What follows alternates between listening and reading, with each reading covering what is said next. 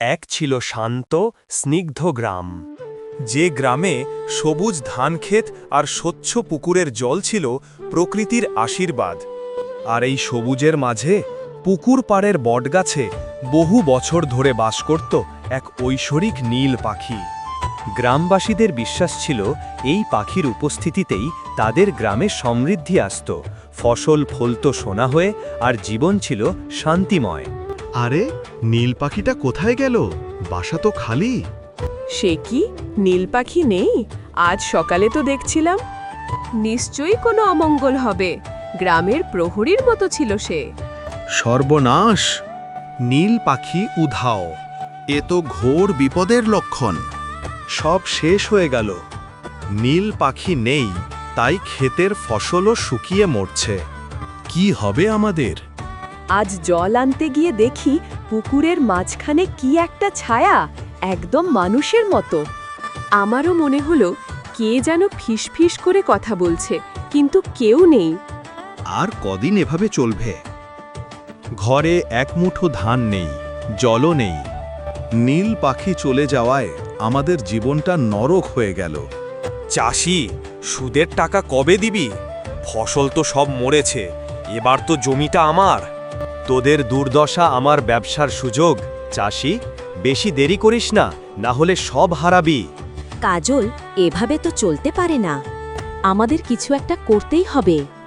গ্রামটা শেষ হয়ে যাচ্ছে। ঠিক বলেছিস শিলা, কিন্তু কি করব? কোথায় গেল নীল পাখিটা? মনে হচ্ছে এর পেছনে কোনো বড় রহস্য আছে। দেখ কাজল, এই গুহার চারপাশে কেমন যেন অদ্ভুত চিহ্ন। আগে তো এমন ছিল না। মনে হচ্ছে কেউ এসেছে এখানে। মাটি এখনো নরম, মনে হচ্ছে খুব বেশি দিন হয়নি। কিন্তু এই গুহা তো নিষিদ্ধ। কে সাহস করলো এখানে আসার? সাধু বাবা, প্রণাম। গ্রামটা যে বড় বিপদে পড়েছে। নীল পাখি নিখোঁজ, ফসল নষ্ট, জল শুকিয়ে গেছে। এর কারণ কি? গ্রামের প্রকৃতিতে ভারসাম্য নষ্ট হয়েছে বৎস। দুষ্ট শক্তি সক্রিয় হয়েছে। নীল পাখি গ্রামের প্রাণ ছিল, তাকে অপহরণ করা হয়েছে। অপহরণ? কে করতে পারে এমন কাজ? আর কেনই বা করবে? লোভের বশেন, যে তার জাদুশক্তির লোভে প্রকৃতির শক্তিকে নিজের বশে আনতে চায়। সাবধান থেকো, পথ বড় কঠিন। কি রে কালু, টাকা দিবি না? তোর জমিটা তো আমি লিখিয়ে নেব। বুড়িটা কি সব করত? অন্ধকার গুহা, ফিসফিসানি, আর কি যেন একটা নীল রঙের ঝলক।